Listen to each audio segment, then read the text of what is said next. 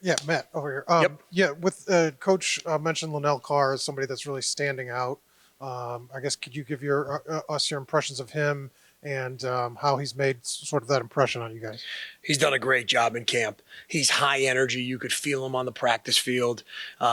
He brings physicality and pass rush ability, which is unique to have that combination. He's done a really good job, on the edge for us. So really excited about what he's proven in camp, and we expect him to continue to do.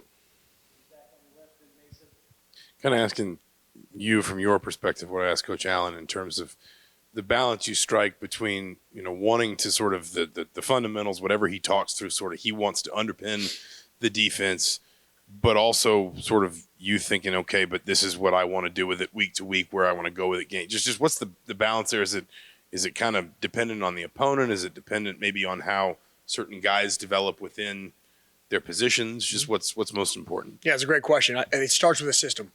Coach Allen has a system. There's fundamentals of how we play defense, of how we stop the run, pressure a quarterback, stop the throw game. So he starts with a system. The tweaks to me are week to week in a game plan of twofold. What does the opponent do best and how do you limit that?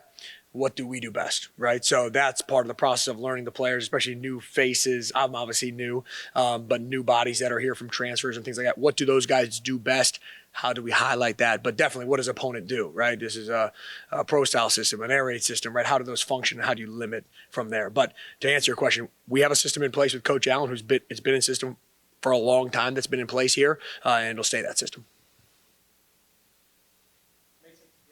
I guess just kind of your first evaluation of yourself calling plays in this defensive style against your own offense, obviously. What kind of goes into that evaluation process for you afterwards, and I guess how do you feel it went the first time? For sure. It's been great. I've enjoyed coming in and learning here and then being able to apply that and teach the players. To me, no matter, when it's been in my career, you take the emotion out of it and you're objective.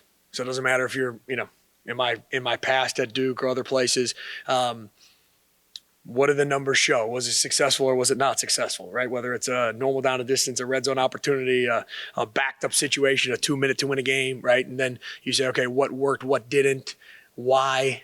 So to me, that's the objective side of things of, okay, hey, it's black and white. There's no gray in between, Was it a lack of understanding if it failed? Was it a, poor call in that situation right from there, or asking a player to do something he can't do? Those are all things that you try to eliminate that before, it's real and it's live from there. But I would say take the emotion out, be objective, no ego. We lock arms in there as a defensive staff and we address it and move forward. But it's been awesome. Camp's been a blast. It's a great group of guys to work with. Our guys have trended in the right direction.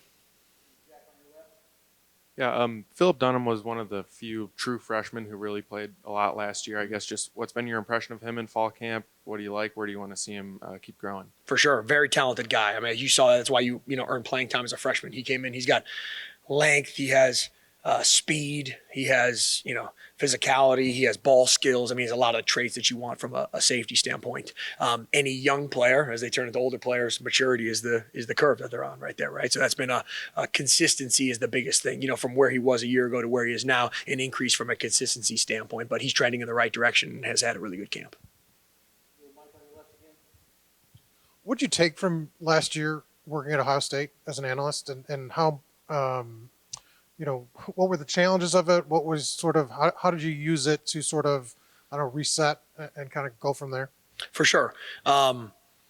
It's a unique perspective to, have been a position coach and have been a coordinator and then be able to see it in a different lens from that standpoint, And so you learn from any organization leadership styles, right? You learn how to manage situations from that standpoint,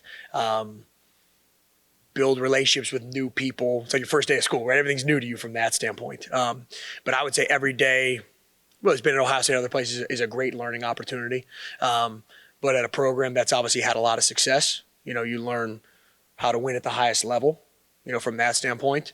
I think just from a personal standpoint, you take a step back and you say, okay, what are the things that I've liked that I've done throughout my career, or maybe things that I would tweak, and it gives you maybe a little bit more time to be able to say, how would I apply that forward?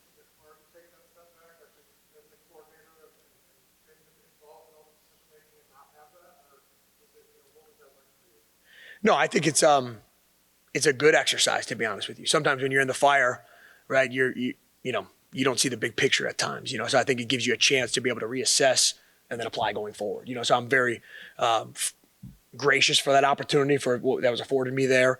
You know, and then obviously, you know, as you guys know, I've had a long-lasting relationship with Jim Knowles. You know, we worked together for 7 years and are very close. So to be able to have that relationship with a coordinator is unique in that role too. You know, from that standpoint. So very involved with him.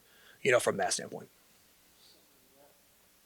Coach, you talked about Philip Dunham before. Just are there with your safeties, are there any other players that have come in this fall and really impressed you or really surprised you? Noah Pierre, from a leadership standpoint, I mean, you could feel him from the time he takes the field in meetings.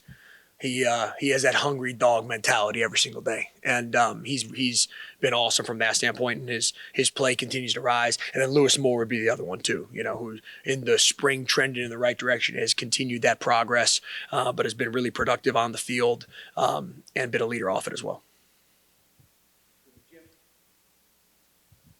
Matt, a couple years ago, Indiana's defense was really rolling. Of course, takeaways were the key to that, and that has just really fallen off, as has the defense.